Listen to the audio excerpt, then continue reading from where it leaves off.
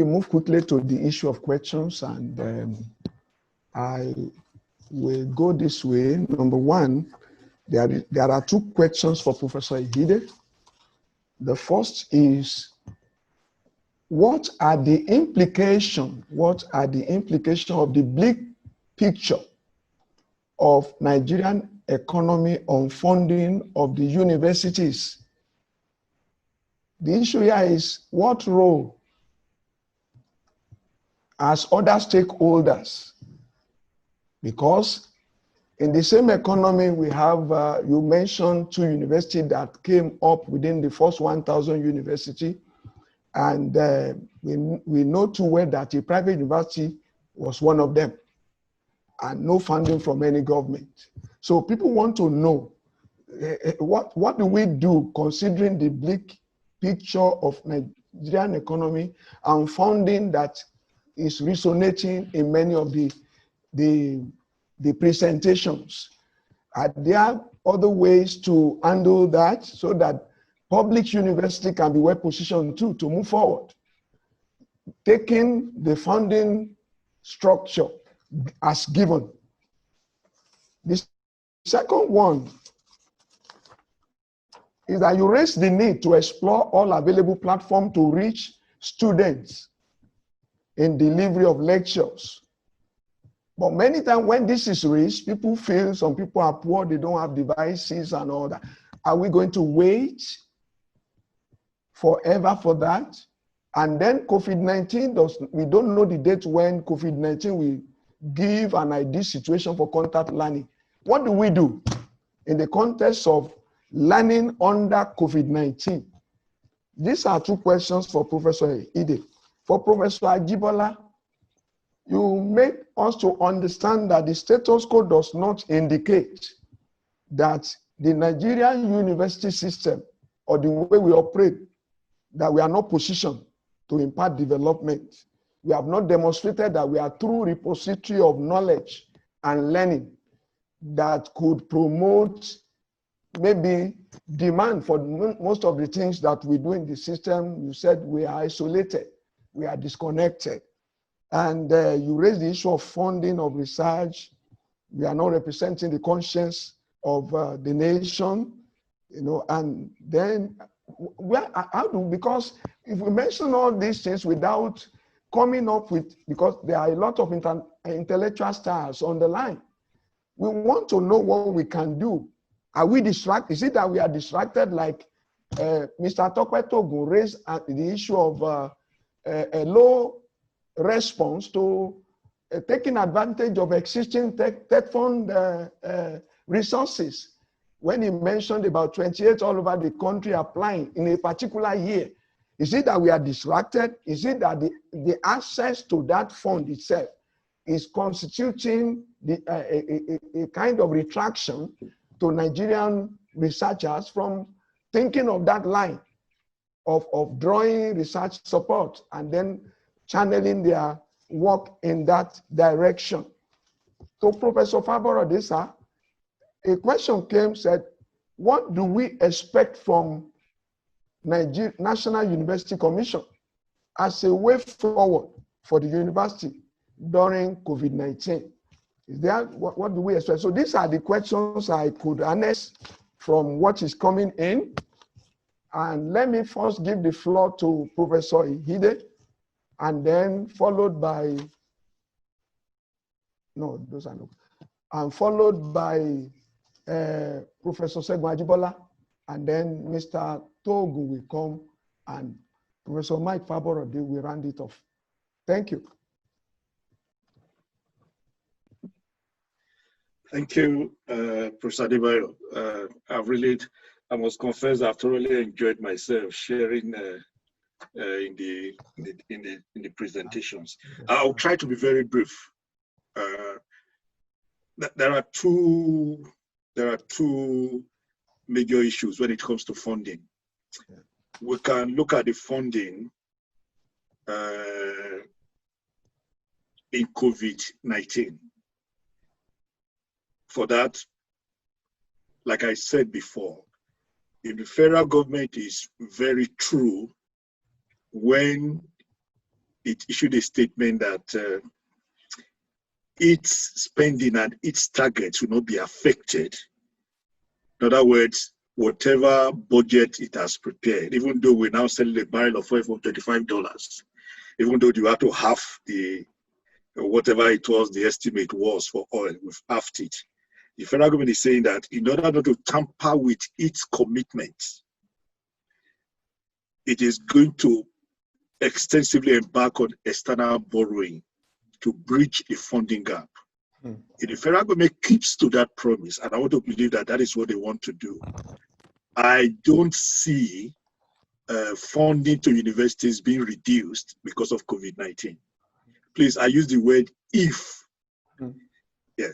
The larger issue is university funding, and I think I want to be very frank here. In 1996 at the Obafemi Awolowo University, I did a presentation at a symposium, and my colleagues, were among people who wrapped they made balls from pieces of papers and threw it at me because of my contribution at that symposium. Let me go back to that contribution.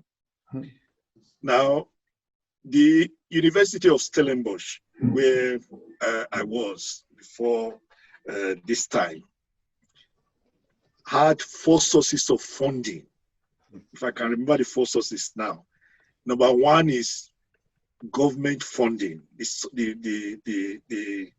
the allocation from government. Number 2 is research. Number 3 is students' fees. Number 4 is alumni. There are names for these tranches. But the point I want to make is this, that 10 years ago, the University of Stellenbosch was getting about 64% of its total funding from government. As of 2018, the University of Stellenbosch was only getting about 22% of its funding from government. To go from 60 to 20, you know what that means. Now, what did the university do? The university was getting a lot of funding from research, from alumni, from student fees. Student fees is capped by government, so there's a limit to which you go with student fees. But the other streams, income streams that the university was able to generate was what was supporting the university. There are a lot of issues that have been raised here. Let me tell you about the business school, for instance. The business school at the University of Stellenbosch, the minimum school fees for anybody who attends that business school to get an MBA is 250,000 rand. So in Naira, multiply that by 20 to get the Naira equivalent. Now, people are arguing that MBAs are no longer good programs, but we've never been able to admit. What I mean is, when we look at the applications each year, we've never been able to admit half of the students who are applied to do that program. And these are people who are coming to pay 250,000 rand. Like I said, multiply that by 25 in Naira. You may say, okay, but let me tell you, many of those students are from Nigeria. Let's be very realistic. Our PhD program, let me also tell you another example. Our PhD program in development finance, when we started, I was the head of the PhD program in the business school. I mean, there are 4 programs: development finance, business management, future studies, 4 programs. And I was arguing at the academic planning committee that PhD programs are not supposed to be self-funding. The director of business school told me, Professor Hide, if you cannot be head of the PhD program, you can step down. Any PhD program that cannot fund itself should pack up. But believe me, each PhD program, the PhD program in development finance, for instance, there are students who can bear me out from Nigeria. That program charges about 85,000 rand per year. Multiply that by 25. So the point I'm trying to make here is this. We need to get out of, I like Dr. Togun's presentation. We need to begin to change the way we think. When it comes to funding, please, this whole idea that, okay, a student, I'm sorry, I'm happy I'm not in Nigeria, nobody can stone me now. A student who has gone through the best private school, where he was paying $1 million, $2 million, comes to the university and we say she don't pay fees. We need to begin to think of how those thinking must change. We need to ask ourselves, why are we not making enough money from research? So much has been said about research today. Now, this is where the NUC will come in, and please pardon me. You see, I've looked at CVs of my colleagues from Nigeria. When you talk of community engagement, somebody will tell you, I hope Professor Adebayo won't chastise me. Somebody will tell you, community engagement, I'm a pastor of a church. And that is not community engagement. Community engagement is how your research impacts the community. Yeah. How to do research that impacts the community. Yeah. And when I do your annual evaluation, there is a percentage that we allocate for that. You don't just get your annual increases because you are a lecturer. The annual increases follow from your teaching and learning, your research, your community engagement. There are marks allocated. So you don't just look. I see community engagement. It's okay. I was at Ikpetumodu. I was deep. That is not community engagement. So we need to rethink some of those issues. So in terms of funding for the long run, we need to begin to think of how to depend less on government. We need to become more active as universities in research. Our alumni. I left IFE many years ago. I've never received a letter from IFE as an alumnus of the University, Obafemi University. I mean, in Cape Town, we pursue our ex-students. And you know, when you look at what comes from our ex-students every year, alumni funding. So maybe we need to begin to think of all of this when it comes to funding universities. The second question, sorry, I'm taking too long. The second question, yes, let us be realistic here. COVID-19 is not going away so soon. Let us look. Let's not look. I've been here now for close to, at least I was here when COVID-19 started. Now, the debate going on right now is that universities may not be allowed to open in September here in the US. There are a lot of debates going on now, given the resurgence of infections and all of that. Now, but I look at the students. I'm not teaching here, but my wife teaches. The students, though they've been out of school since March, the students effectively have been going on with their lectures, their assignments from their room. Even my little girl in grade 11 our lectures go on as usual.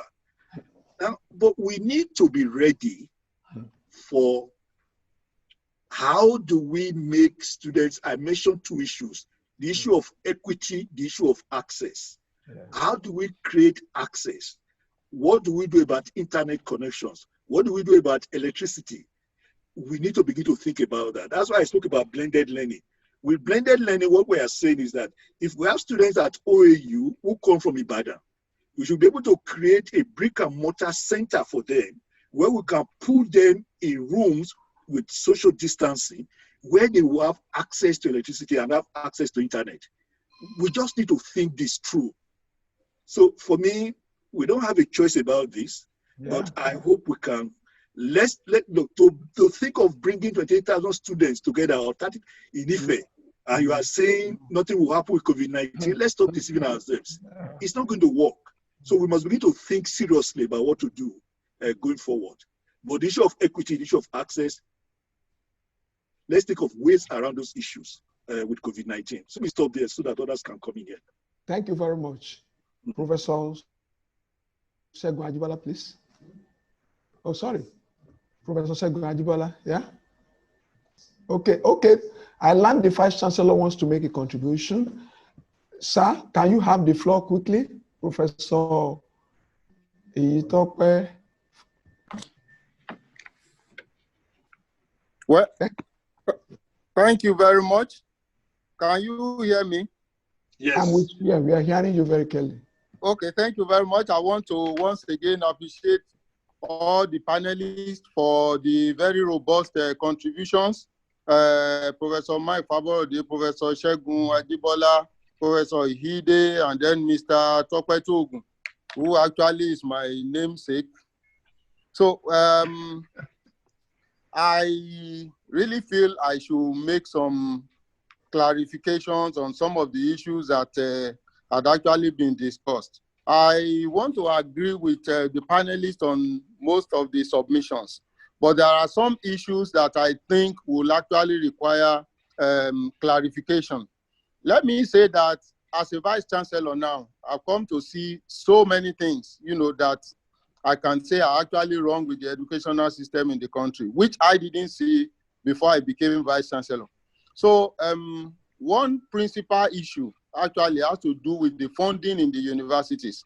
And I'm quite glad that Mr. Tokpetogun and Professor Ihide and all the panelists had actually alluded to the needs, to change the pattern of funding in Nigerian universities.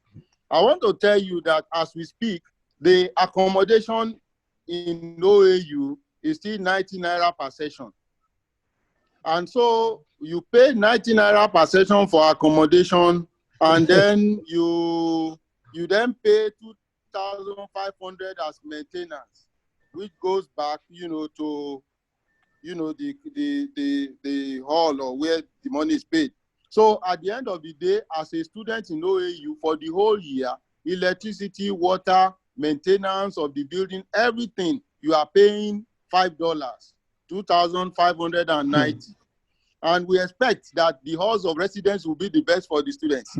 So, but as vice chancellor, if you make an attempt to change that, so the Federal Ministry of Education, the NUC, everybody will be on your neck.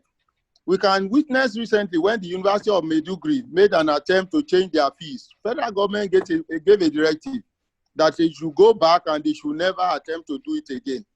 So now we charge 20,000 as acceptance fees in the university. Here at Obafemi Awolowo University, we got a letter from the National Assembly that we should never charge any fees, and we had to refund, to all the candidates. So you read medicine in Ife now, you are paying 15,000 for the whole year, 15,000 naira. I don't know how many dollars that will be, whether it is, I just know that it's not up to $50 or whatever.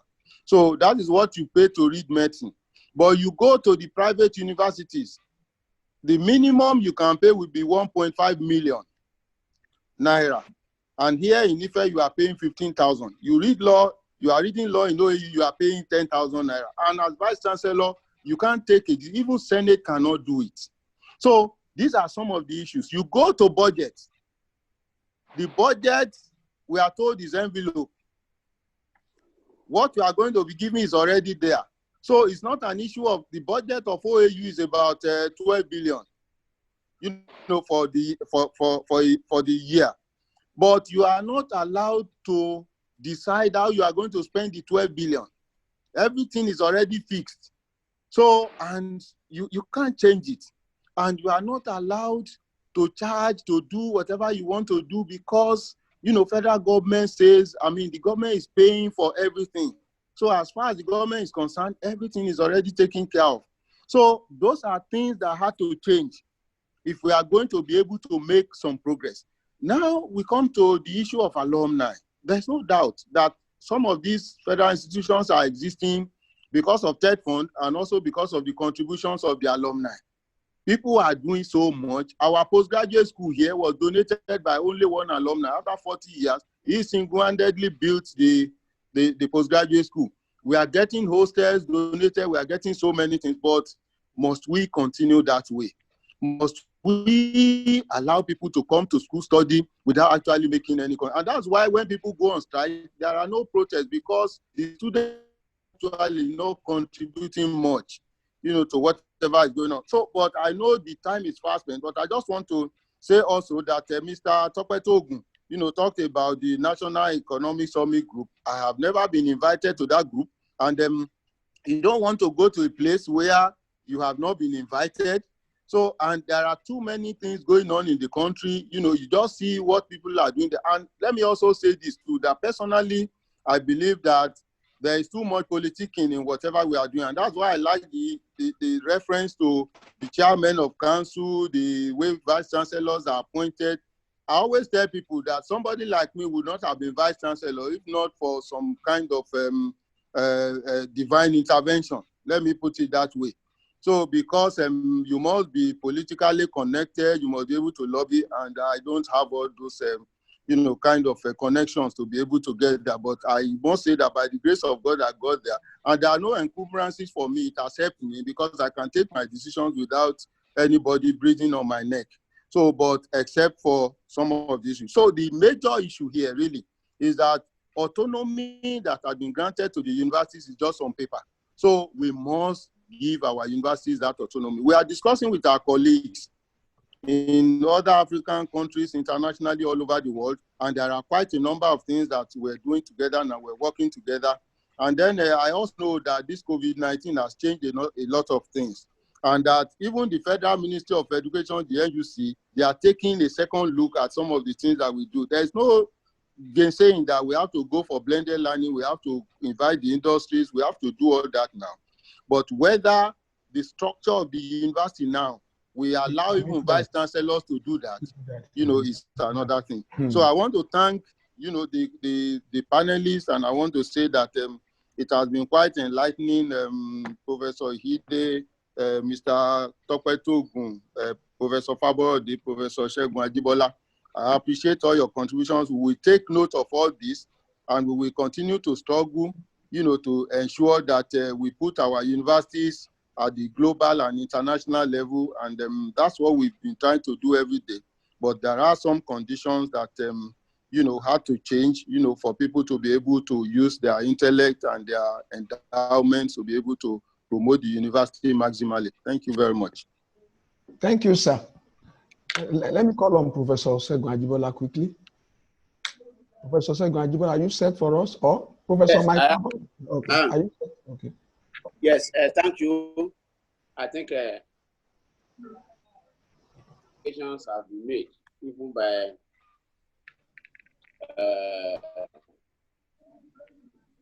the panelists that responded to some of the questions.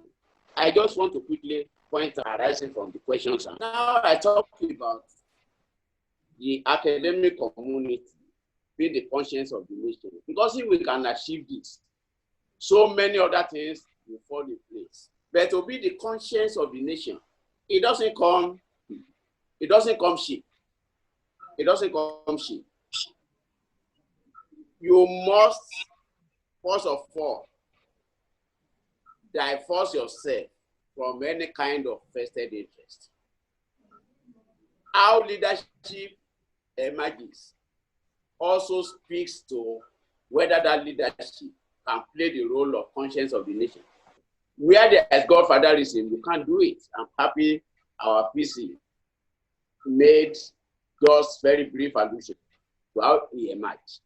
And I want to say, I was on the queue for 16 years to become the president of CIBN. I never jumped any position from the branch to the national level. So as at the time I got there, I look back, I had no godfather.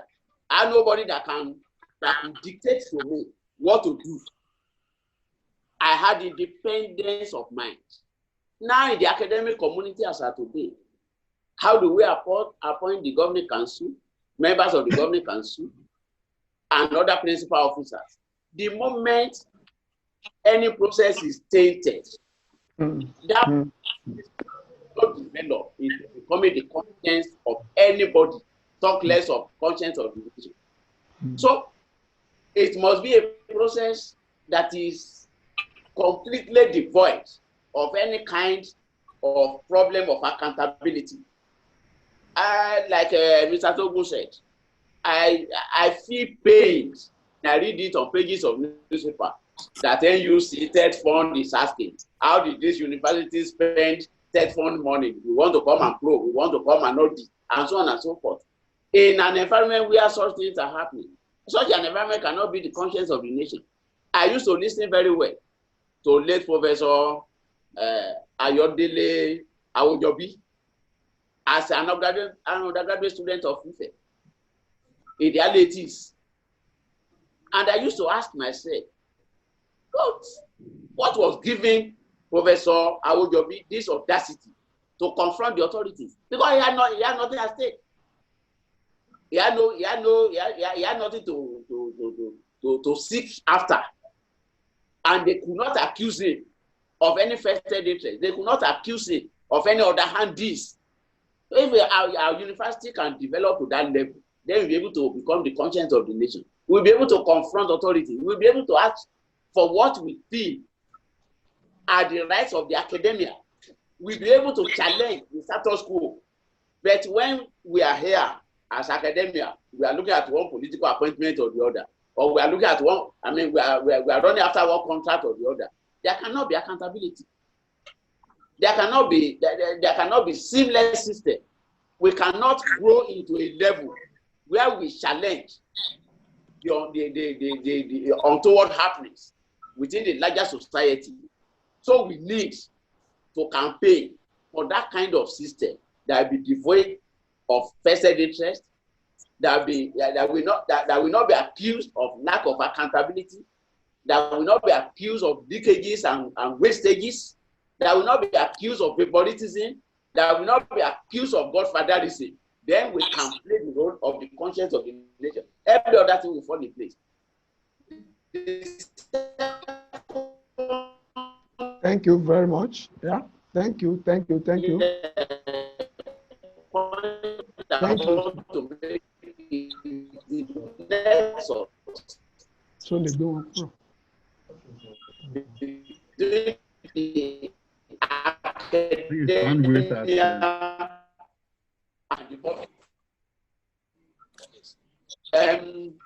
Yes, finally, Mr. Moderator, you see, to fund university education, Harvard Business School was so to what extent is the private sector. When they see the system, what collaboration do we have with the industry, with the area of research proposals? How do we seek from the industry to the university? How do we network? What's the nexus? That is what can bring funding out. It's the means. It's the end that we justify the means. Yeah. So if the industry cannot see the end, then they will not provide the means. These are areas we need to fix. And I think that our universities will be better for it. Thank you very much. Thank you, Professor Ajibola. Let me call on my Oga, Professor Mike Faborode, to come up on the question of what do we expect from NUC as a way forward for the universities during COVID-19. Thank you, sir.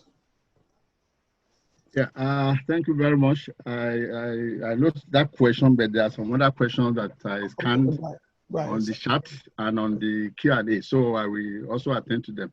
But first, let me start again by congratulating the IFE Development Network, Policy Network, and you for the choice of the panel that you have put to speak today. And I've also been seeing some of the comments by the audience. You see, the forthrightness with which the points have been made is quite, because we really need to think deeply. As Professor Ajibola said, and also Professor Ekide, academics should be the conscience of the country. We should put up our thinking gaps and see how we can use our knowledge, our privilege to transform society. I know there are several challenges. Number one, in this country, we don't value knowledge. And so the politicians are there and they don't want to care. And even Ajibola, who has been in the industry, who understands their language, when he speaks, they also forget about this academic thing. And that's the way they trivialize the issues of development. So I commend the network for taking up this challenge and for re-establishing OAU as the ground for thinking profoundly about the future of Nigeria. And that's why I suggested earlier that OAU may need to adopt this as the IFE Dialogue series, where we begin to think a number of issues in the past that have developed this country originate from OAU. And so we must bring that tradition back. Professor Ekide, I like the frankness with which he has said. There are two sides to every coin. When we talk about the leaders, about what they are doing, we must also talk about what internally. When you do such analysis, you look at the external and the internal. So what are the things that we must reform within the university system itself? It is the commitment of the academic. Do we even know our own value? Do we know what we can offer? And are we trying to insist on our rights? you cannot expect people to come and fight your fight for you. We have to take up the debate and use our brain, not just strike all the time. The strike as an instrument is worn out. We have to think outside the box. How do we get our rights in the country? And Mr. Togun, and I think I should conveniently say Professor Togun, has hit the nail on the head. In national discourse, the academics is absent, either by design or by default. And it is our duty to lock ourselves strategically in national discourse to ensure that when you are talking about the future of Nigeria, how to combat, COVID-19 or something, you listen to the academics, see what is happening in other countries. Today, the most, reliable figure about COVID-19 comes from Johns Hopkins University. If you quote your figure, you don't say it's from Johns Hopkins. Nobody wants to believe you. It is because they have locked themselves in the global reckoning by doing it the right way. So let us use the instruments of the knowledge system to advance our cause. And then we will get what we are looking for threefold, many folds. So don't let us be so, don't let us trivialize things as people trivialize knowledge. We must rise above them, and we must be the conscience and set examples for society.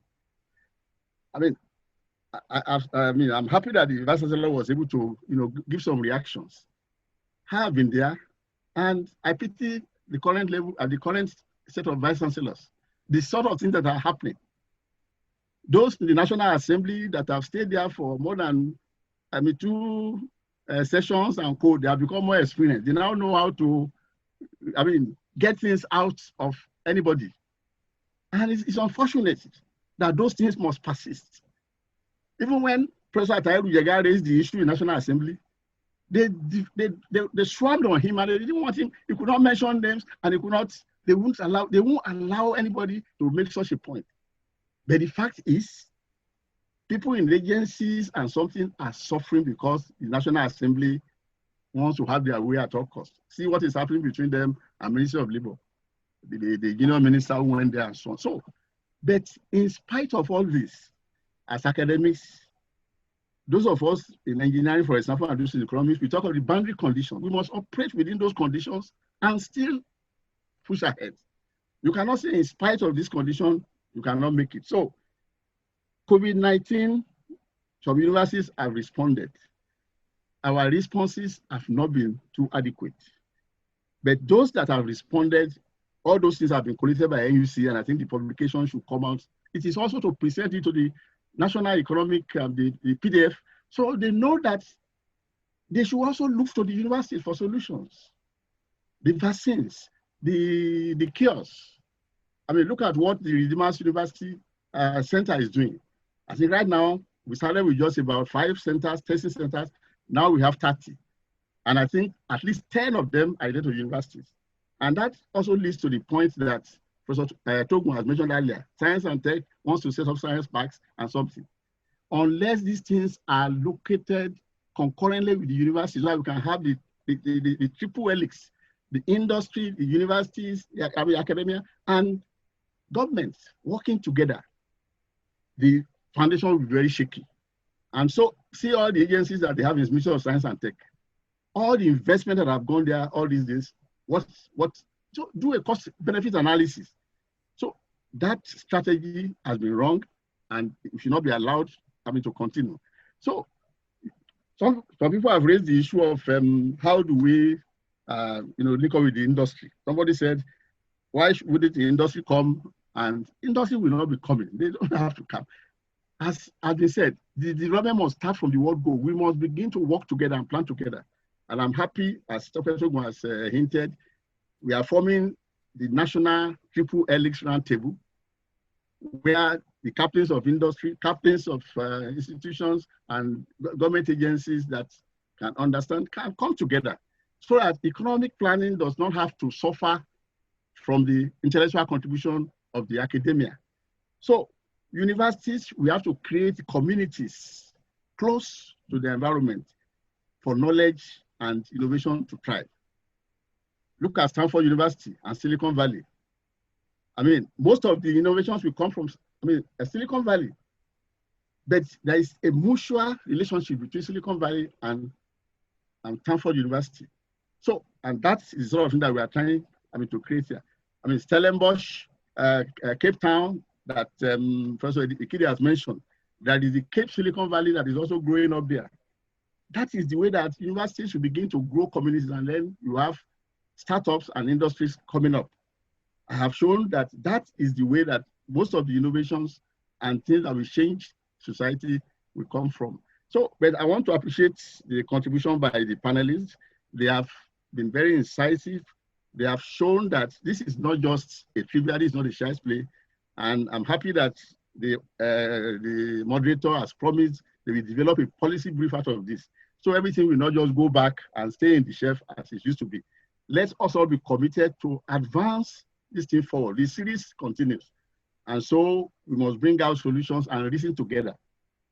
And we must be tolerant of ourselves. This life is about collaboration, cooperation, leaning on one another, to get what we want, not undue antagonism. So thank you very much. And I think... thank you very much, sir. I will stop there because I will allow others to come on board. Thank you very much. Thank you very much, sir, for that insightful contribution. Let's quickly go to Mr. Tope Togun to come on board and make his contribution to some of the questions that were raised earlier. Well, thank you very much. And I thank the Vice Chancellor for comments and clarification. I should also apologize to Professor Ikide. I didn't recognize him properly earlier on. I brought the Development Finance Program to West Africa under the Stellenbosch one, under Professor Mike Aziakwono, who was leading it before Professor Ikide. I'm also a Stellenbosch alumnus, and I wrote a dissertation on that, the Masters in Development Finance, my dissertation in Lancaster, when it was being, there was a time where you had a lot of students who were not graduating. So it's good to share a platform with you all. In terms of going forward, I think the question that I could answer that was specifically directed at me was, why do we have so many instances of unfinished projects, state funded unfinished projects on university campuses? In all honesty, I wouldn't want to dabble into answering that question. I think it's too hot wire issues and so on. But it's part of what we should address to be able to be taken seriously. But I want to align significantly with what Professor Faborede said. I align with that suggestion that this platform should transit into the IFE dialogue series. I will be happy to support that proposition in any way we can, and we'll put the platform of the Triple Helix framework that we're putting together to support that engagement. Can we also challenge the Vice Chancellor? I've heard about the IFE Knowledge Park. When I was chairing that committee for TED Fund, we actually brought the director of the park, the ACE Center at IFE, to speak to us on how they had achieved success. And so my mind was, okay, so why are we not taking this knowledge park and transiting into becoming one of the first full-fledged science and technology parks or industry parks or whatever in Nigeria? It's something IFE can do. And as with this collective of people who are here, those are some of the things we also need to be able to point at to show others that the university system is right integrated in this structure. And you cannot have the likes of Professor Ajibola, who understands banking, who can go to the capital market and create paper money, commercial papers and bonds and things like that, These are assets that are here and available. And if you are forward-looking enough to set up this kind of discussion and we are having this debate, then we should challenge you to please go the next step. And I think that's just all that I would want to say. And I thank you very much. Well, can I respond to Mr. Topetogun's comment? Take the floor, sir. Okay, thank you very much. I don't want to belabor the issue, but I want to say honestly that that center, in terms of comparing that center with some of the other African centers of excellence, has done, very well. But I believe that we can do better than. And so we're lucky that we've been given a second chance of having it for another 4 years. That ought to have started, it's been renewed for us for another.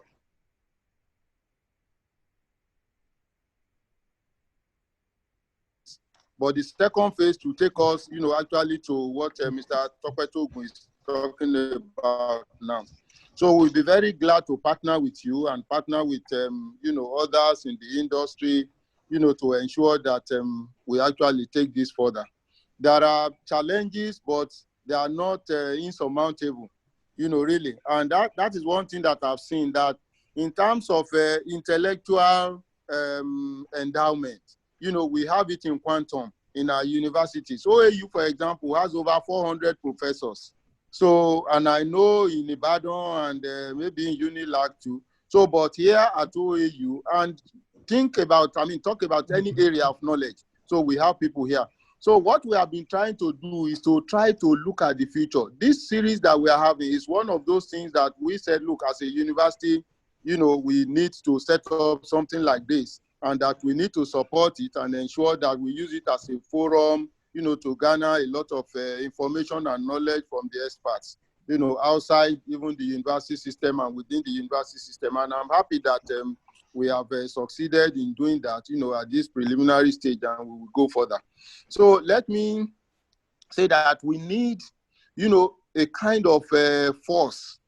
We're not really force, but we need a kind of formidable group to be able to change quite a number of things in the country.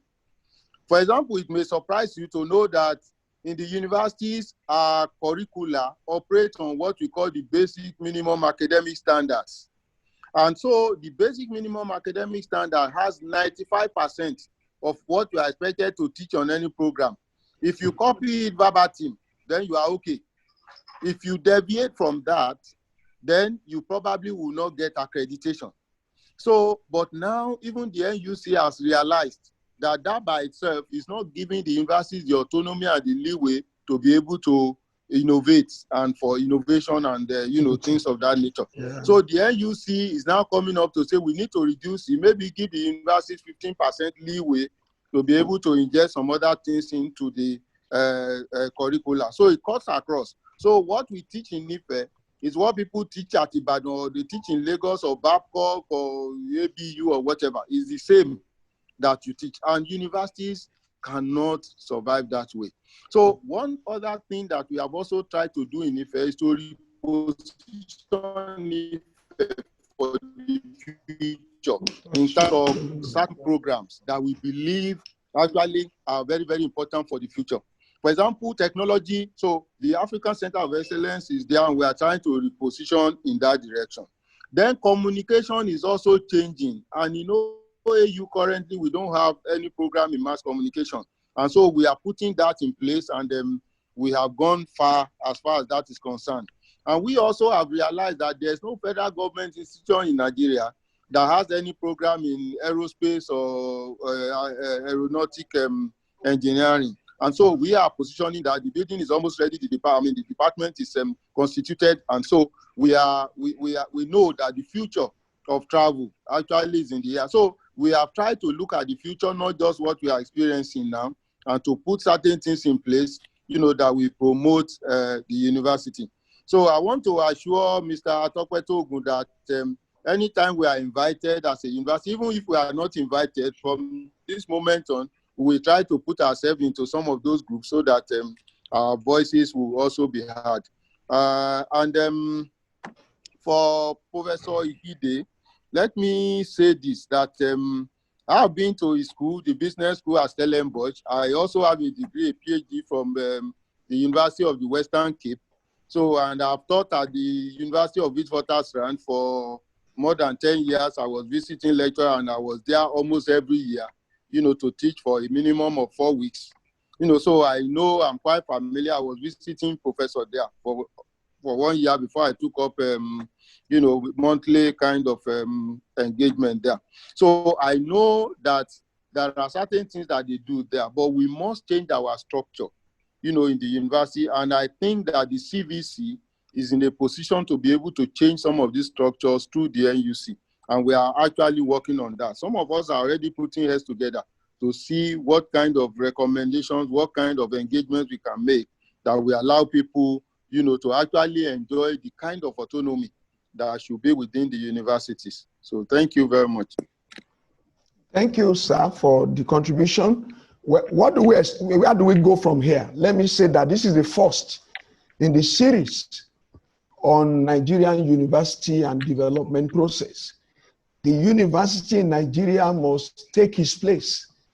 The academic star must find a platform to contribute to driving the economic progress of the nation, must be able to contribute to the political development and then have contribution that can drive the private sector. That is the goal.